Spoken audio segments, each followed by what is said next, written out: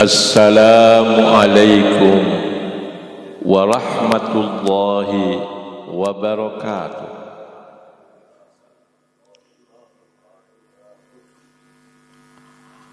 Alhamdulillah, nahmaduhu wa nasta'inuhu wa nastaghfiruh wa na'udzu billahi min syururi anfusina wa sayyiati a'malina. May yahdihillahu fala mudilla lahu wa may yudlil fala hadiya lahu.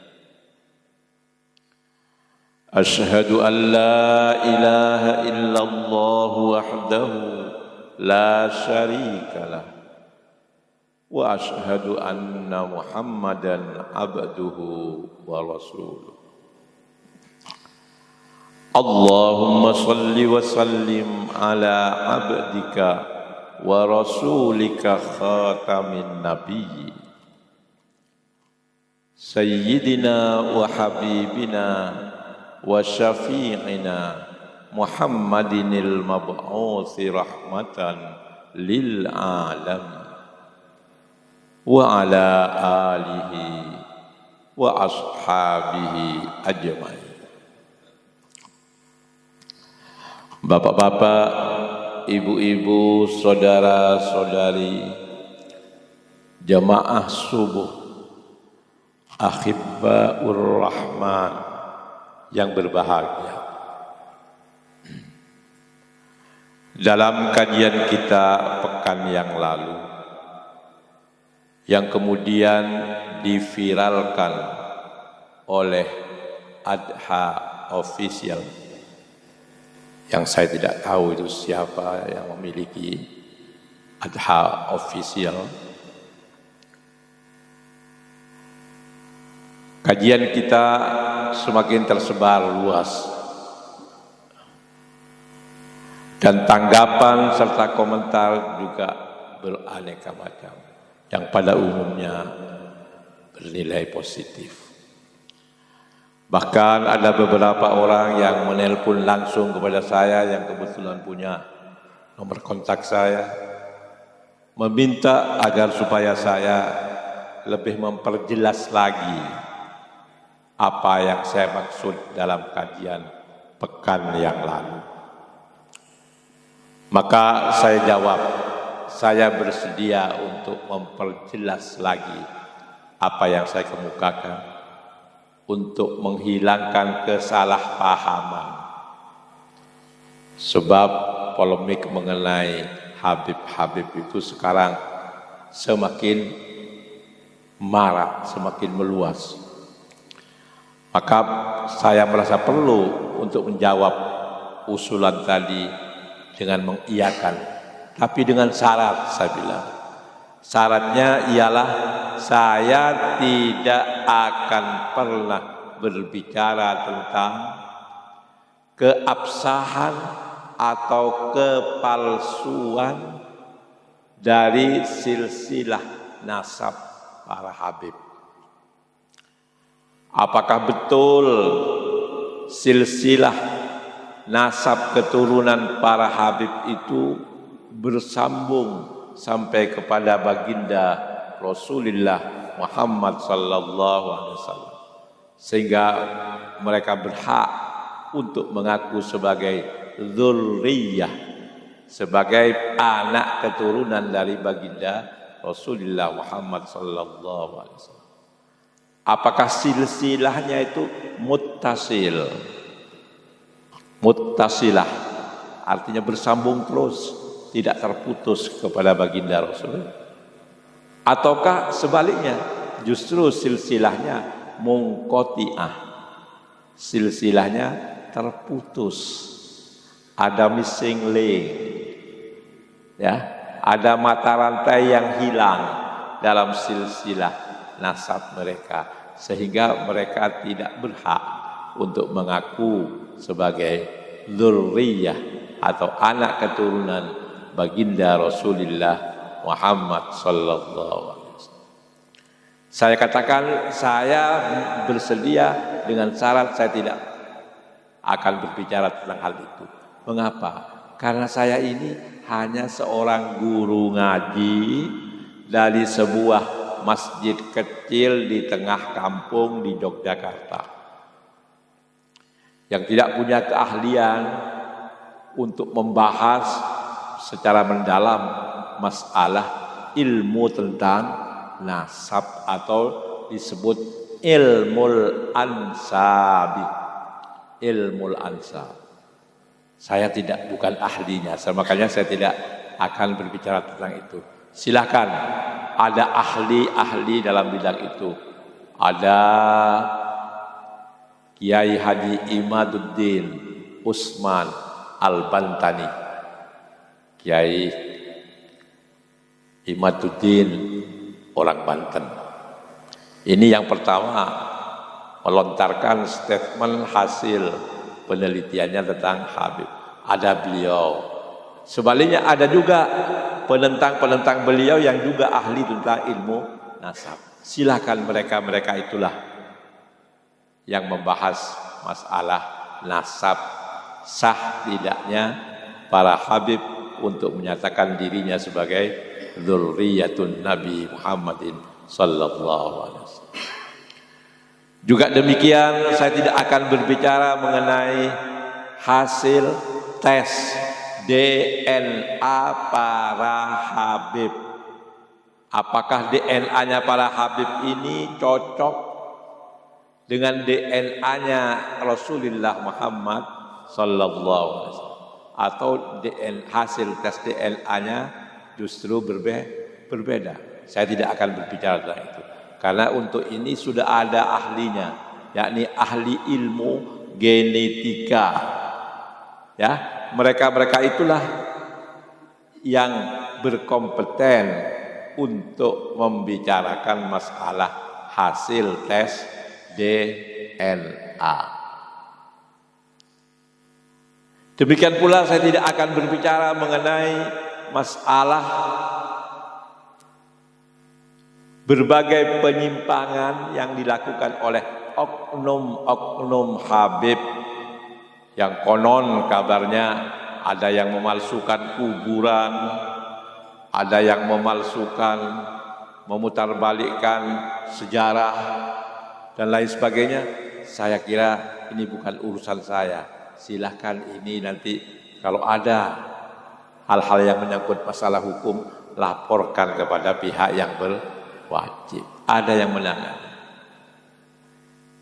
Tapi satu hal yang bagi saya perlu saya ulang-ulang untuk menyampaikan dalam mimbar ini ialah bahwa kontroversi yang berakibat adanya polemik yang berkepanjangan, bahkan gesekan-gesekan tentang masalah keberadaan para Habib ini sebenarnya masalah yang tidak sederhana. Harus ada pihak yang melakukan klarifikasi, bahkan penyelesaian yang tuntas, keputusan yang jelas mengenai persoalan ini. Siapa yang saya maksud di sini? Antara lain adalah pihak pengurus besar Nahdlatul Ulama di Jakarta. Mengapa? Karena PBNU ini bertugas, salah satunya adalah himayatul ummah, bertugas untuk menjaga dan mengayomi umat, khususnya umat Nahdliyin. Nah, sekarang yang berpolemik ya adalah antar kalangan Nahdliyin. Sebab yang percaya dan memberikan perlakuan yang khusus kepada para Habib ini adalah kalangan Nahdliyin. Maka kalau sampai terjadi gesekan-gesekan, apalagi terjadi konflik horizontal akibat polemik tentang Habib ini, ya PBNU bertanggung jawab untuk melindungi umatnya melindungi warganya dari hal-hal yang tidak diinginkan. Maka saya meminta kepada PBNU agar supaya diadakan semacam seminar yang di NU itu biasanya disebut dengan halakoh. Halakoh berupa bahsul masail, pembahasan masalah keagamaan secara serius, dengan mengundang pakar-pakar yang memang berkompeten, ahli tentang nasab, ahli tentang tes DNA. Ya, supaya umat ini tidak dibiarkan kebingungan. Ini yang saya minta. Bukan kompeten saya untuk berbicara hal-hal tadi, tapi saya minta justru PBNU yang memiliki umat yang sekarang sedang terlibat polemik ini untuk memberikan kata putus supaya umat tidak kebingungan. Nah, saya hanya akan berbicara mengenai masalah habaib versus akhibba. Kemarin kan saya berbicara mengenai dua istilah itu, habaib dan akhibba. Maka judul dari kajian ini adalah eksklusivisme habaib versus inklusivisme akhibba. Saya memang sengaja memilih kata-kata eksklusivisme dari kata eksklusif. Eksklusif itu artinya tertutup, tidak terbuka. Tertutup, hanya terbatas pada kalangan tertentu, itu namanya eksklusif. Kos-kosan eksklusif itu kos-kosan yang penghuninya itu, pemakainya itu adalah orang-orang tertentu, terbatas dari hanya pada anak-anak orang berduit, kan gitu ya, kos eksklusif. Nah, saya sengaja memilih kata eksklusivisme versus inklusivisme. Inklusivisme berasal dari kata inklusif, artinya terbuka. Siapa saja boleh masuk, siapa saja boleh bergabung. Itu namanya inklusif.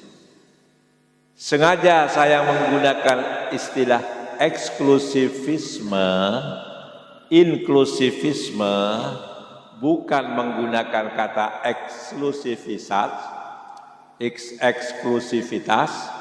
atau inklusivitas yang artinya keterbukaan, sikap terbuka, sikap tertutup. Sengaja karena apa? Karena masalah habaib dan masalah ahibba ini sekarang sudah menjadi doktrin, menjadi semacam pandangan hidup, menjadi semacam pandangan keagamaan, bukan sekedar sikap semata. Mereka yang mengatakan habaib itu begini begitu, itu sudah pandangan hidupnya sudah seperti itu, sudah dianggap sebagai doktrin. Sebaliknya yang menganggap akhibba itu begini begitu, itu juga sudah merupakan sebuah doktrin dan pandangan hidup mereka. Nah, ini saja yang ingin saya bicarakan.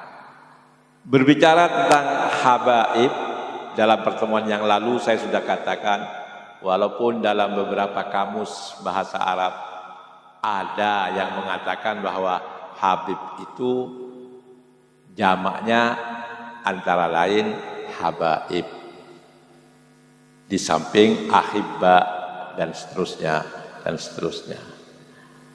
Namun saya lebih cenderung kepada penjelasan dari seorang ahli bahasa Arab, penulis kitab kamus terkemuka, yakni kitab kamus Al-Misbahul Munir, yang bernama Al-Imam Al-Muqri'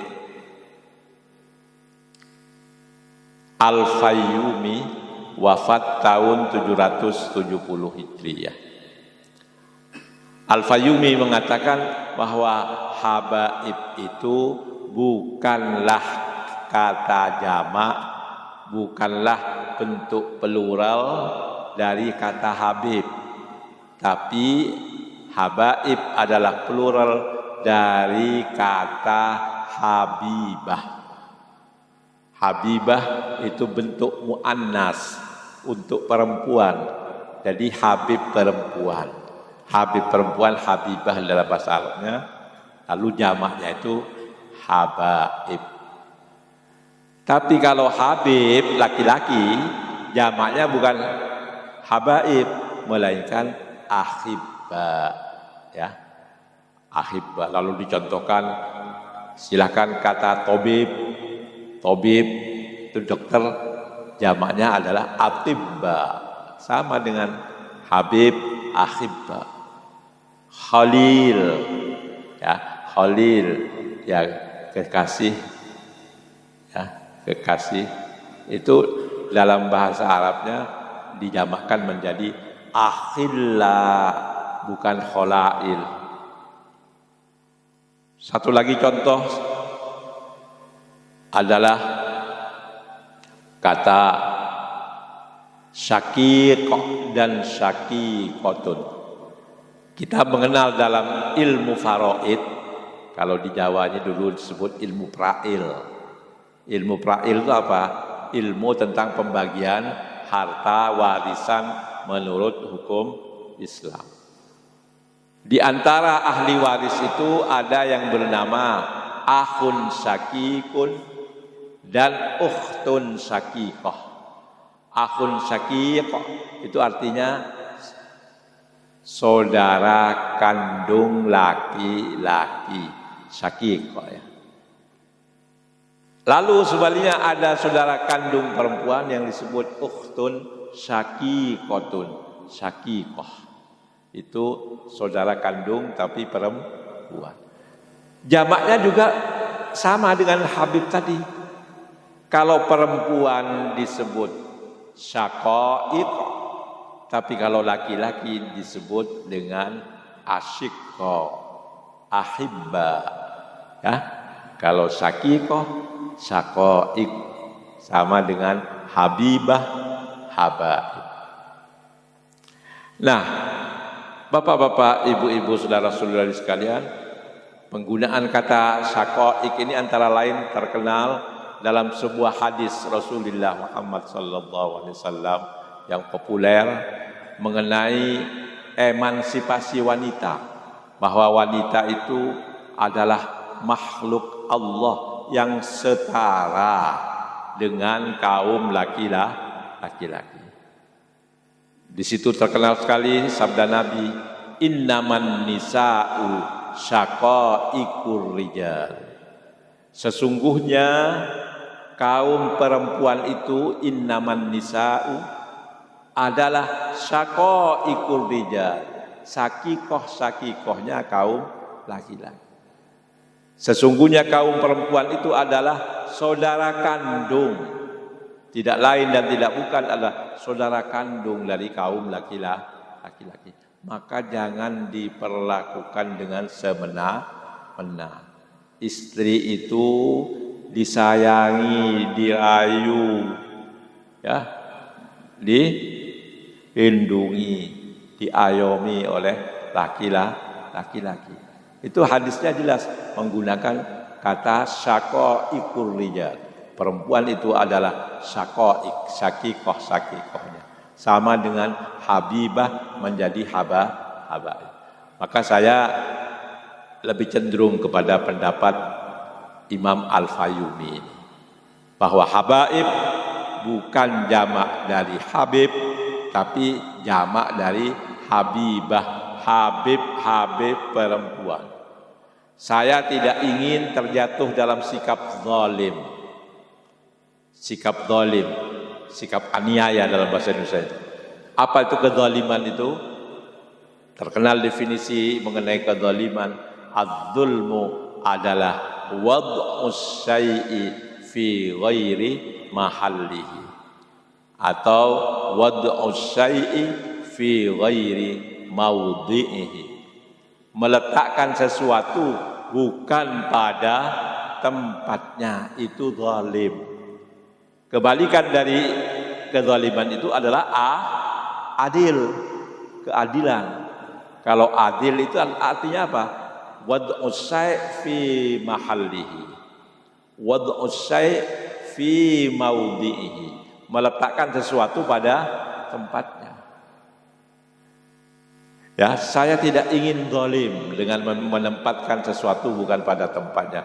Masa gelar untuk kaum perempuan saya gunakan untuk kaum laki-laki? Ini kan namanya menempatkan sesuatu bukan pada tempat. Saya tidak ingin zalim, maka saya lebih cenderung memilih pendapat Al-Imam Al-Fayyumi tadi. Habaib jamak dari habibah, bukan jamak dari habib. Tapi silakanlah, karena itu ada terdapat dalam beberapa kamus, walaupun tidak ada alasan di sana. Tapi kalau dalam kitab Al-Misbahul Munir itu jelas alasannya.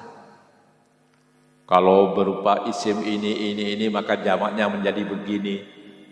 Kalau begini jamak perempuannya begini. Jelas alasannya.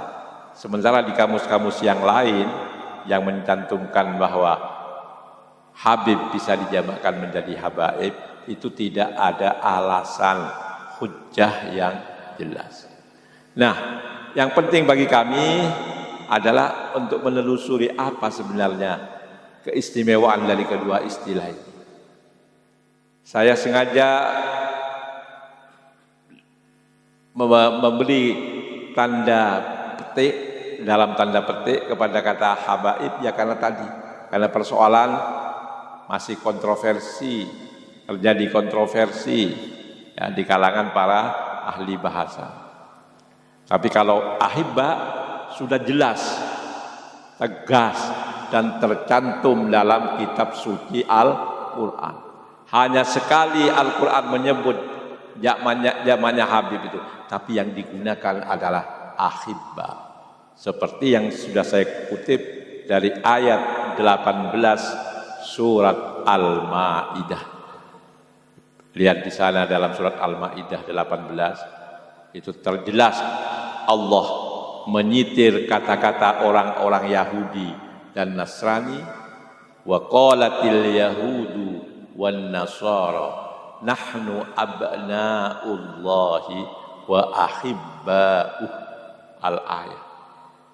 Jelas di sana orang-orang Yahudi dan orang-orang Nasrani berkata, kami adalah anak-anak Allah, anak-anak Tuhan, wa ahibba'uh, dan kekasih-kekasih habib-habibnya Allah. Jelas yang digunakan ahibba'uh untuk menunjuk jamak dari habib.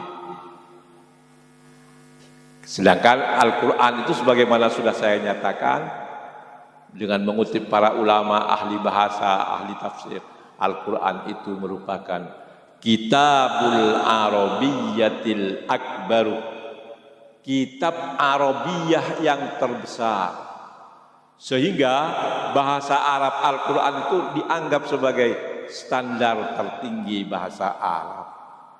Maka kalau Al-Quran sudah menyebut jamaknya akhibba, ya kita sami'na wa ata'na wa ilaikal masir.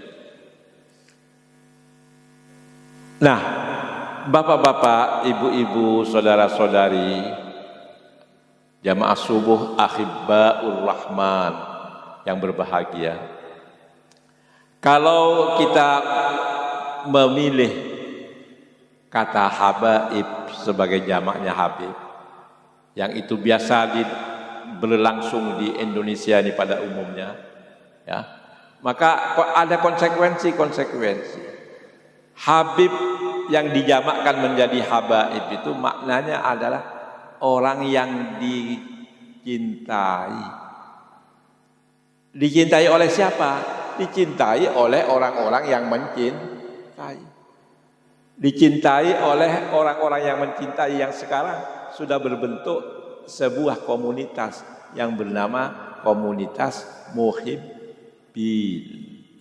Ya, komunitas muhibbin, komunitas para pencinta. Ya.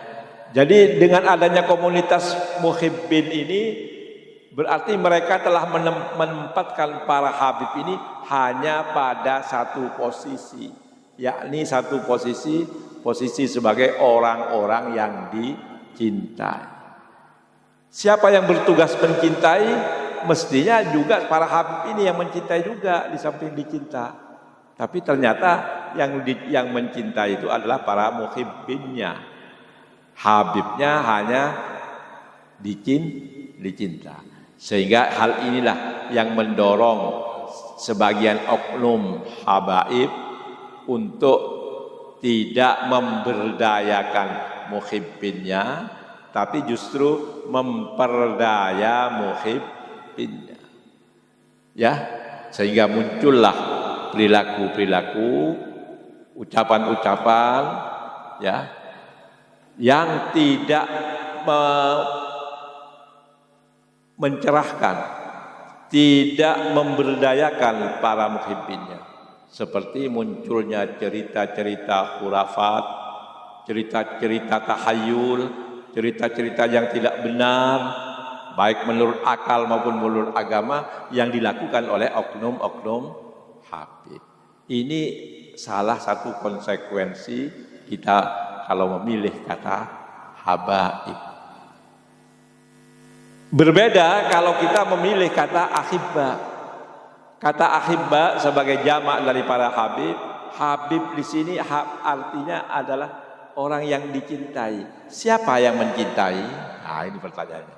Yang mencintai tidak harus sesama manusia, tapi justru yang mencintai di sini adalah Allah Subhanahu wa ta'ala. Ya. Tadi dalam kata-kata orang Yahudi dan Nasrani itu, nahnu ahibba'u, ya, abna'ullah wa ahibba'u. Kami adalah anak-anak Allah dan orang-orang yang dicintai oleh Allah. Nah, kalau tadi pada kata habaib, cinta itu berlangsung sepihak, ya, sepihak. Cinta hanya dari pihak muhibbin, ya. Kalau sekarang orang Jawa menyebutnya mukibbin, cinta dari pihak muhibbin kepada habibnya, ya. Tapi kalau dalam ahibba itu cinta itu berlangsung timbal balik, tidak sepihak. Yakni siapa? Si muhibbin, ya, itu kalau di dalam kata ahibba itu bisa Allah, bisa manusia. Artinya cinta itu timbal balik. Si hamba mencintai Tuhannya, akibatnya Tuhannya mencintai hambanya. Dan itu tercantum dengan tegas dalam firman Allah pada surat Alu Imran, ya. Saya sebut Alu Imran, tidak Ali Imran. Mengapa? Karena kadang-kadang orang terus salah kaprah, dikiranya Ali itu Ali nama orang itu loh. Padahal Al di situ itu Al dalam arti keluarga Imran, Alu Imran.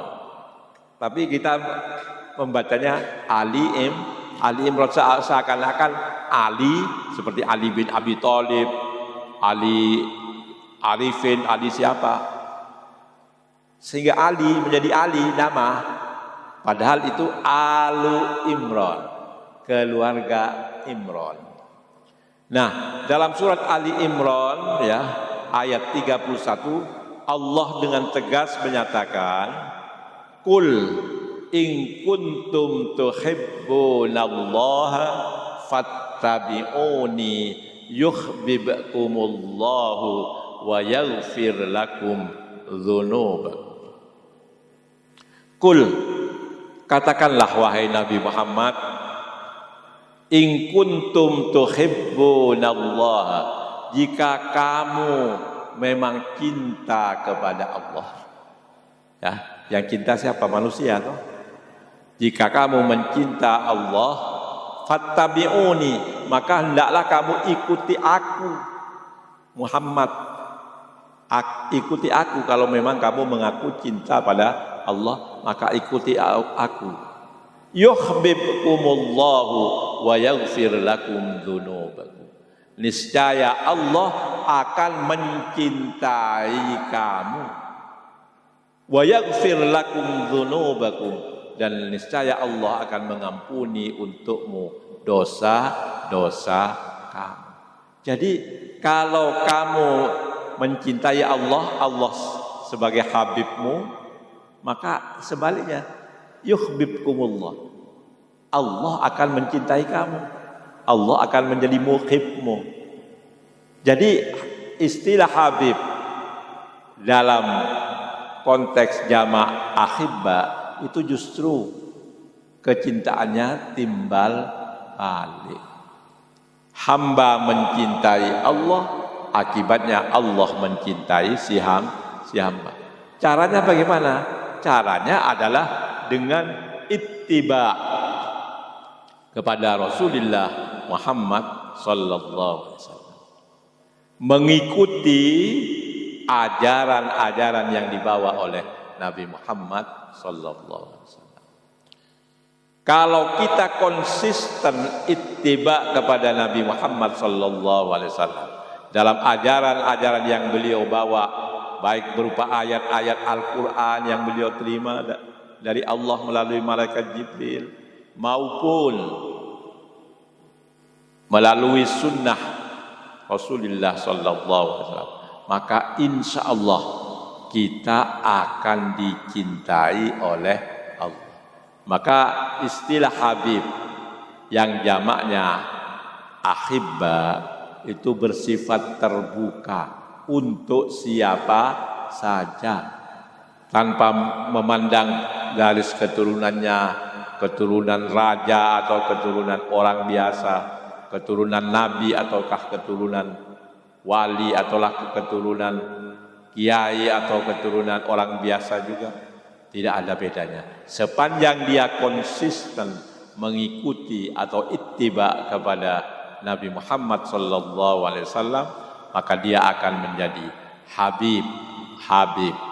Habibur Rahman, Habibullah, dan lain sebagainya itu. Saya kira ini sangat penting.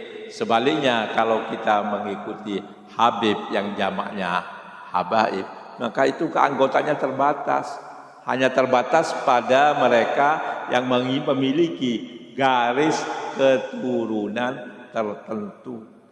Para muhibbinnya tidak mungkin bisa naik menjadi Habib, karena dia orang pribumi, tidak punya garis keturunan kepada Nabi Muhammad melalui jalur tertentu yang disebut dengan kaum Ba'alawi. Maka mereka tidak mungkin akan naik menjadi Habib, ya, menjadi Habib. Tapi kalau dalam istilah Habib yang jamaknya ahibba, kemungkinan itu terbuka luas untuk kita ini menjadi Habibnya Allah. Saya kira ini yang perlu saya jelaskan supaya tidak berkembang liar kesalahpahaman mengenai hal ini. Mudah-mudahan Allah memberikan taufik, hidayah, inayah dan i'anahnya kepada kita. Amin ya mujibas sa'ili. Wa akhiru da'wana anil hamdulillahi rabbil alamin. Wallahul muwaffiq wa huwal musta'an wa alaihi tuklan. Wassalamu alaikum warahmatullahi wabarakatuh.